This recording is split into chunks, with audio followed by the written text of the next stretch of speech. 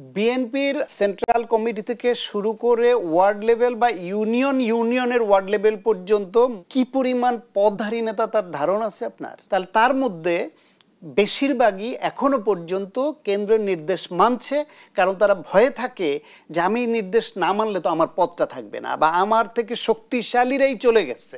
বিএনপির লিডারশিপ বা top leadership যা চায় সেটা যদি তৃণমূল পর্যন্ত সবাই চাইতো, তাইলে তো 10,000-এর উপরে মানুষকে বহিষ্কার করতে হতো না। বহিষ্কার করতে হতো, করেছে যে এর মাধ্যমে এই দল মূলত স্বীকার করে নিল যে তার দলে এই সব অন্যায় অপরাধের যে অভিযোগ সেটা হচ্ছে এবং তারা কঠোর হাতে সেটা দমনের চেষ্টা করছে। আপনাকে এটা মাথায় রাখতে হবে যে বাংলাদেশের মতো এরকম একটা সমস্যা সংকটপূর্ণ একটা দেশ, আমাদের এখানে মরালিটি দুর্বল হতে হতে এমন পর্যায়ে চলে গেছে, গোটা ব্যবস্থা সিস্টেমটাই নষ্ট হয়ে গেছে। সেইখানে বিএনপি তো একটা দল হিসেবে এরা তো এই সিস্টেমের বাইরের না, যেখানে ইমামরা পর্যন্ত, একটা জাতীয় মসজিদের ইমাম পালিয়ে চলে যেতে হলো কেন পট পরিবর্তনের পরে? ইমামরা পর্যন্ত এর বাইরে থাকতে পারেনি, শিক্ষকরা এর বাইরে থাকতে পারেনি, চিকিৎসকরা, সাংবাদিকরা কেউ বাইরে থাকতে পারেনি।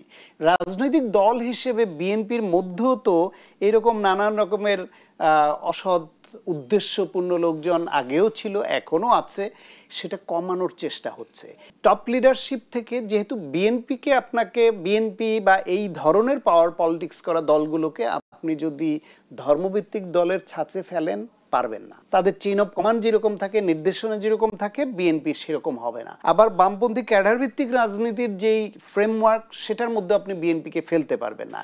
একটা উদারপন্থী, মধ্যপন্থী, গণতান্ত্রিক, পাওয়ার পলিটিক্স করা পুঁজিবাদী একটা দল, তার মধ্যে যা যা খারাপ ভালো উপাদান থাকে সব বিএনপির মধ্যে আছে। কারণ খারাপ উপাদান যেগুলো আছে সেটা উপর থেকে নির্দেশ দিলেই তৃণমূল পর্যন্ত সবাই মেনে নিবে, তাহলে একটা ফেরেস্তার দল হয়ে যেত, এটা মানুষের দল থাকতো না। সেটা সম্ভব না। কিন্তু দল হিসেবে শীর্ষ পর্যায়ে থেকে নিয়ন্ত্রণ আছে। জামায়াতের মতো একটা ধর্মভিত্তিক দল, তাদেরও তো অনেকে অপরাধ করছে, বহিষ্কার করছে, শাস্তিমূলক ব্যবস্থা নিচ্ছে, সংখ্যায় হয়তো কম কিন্তু হচ্ছে, তো তারাও ব্যবস্থা নিচ্ছে। এনসিপি নতুন দল, যারা গণঅভ্যুত্থানের পরে নতুন বাংলাদেশ বা নতুন বন্দোবস্তর বয়ান নিয়ে সামলে আসতো, তাদের মধ্যে নানান রকমের স্খলন ঘটছে, তারা ব্যবস্থা নিচ্ছে এবং তাদের বিরুদ্ধে অনেক অভিযোগ ইতিমধ্যে উঠছে। ফলে উপলব্ধি না আসলে তো দলের নেতাকর্মীর বিরুদ্ধে এই ব্যবস্থাটা এরা নিত না।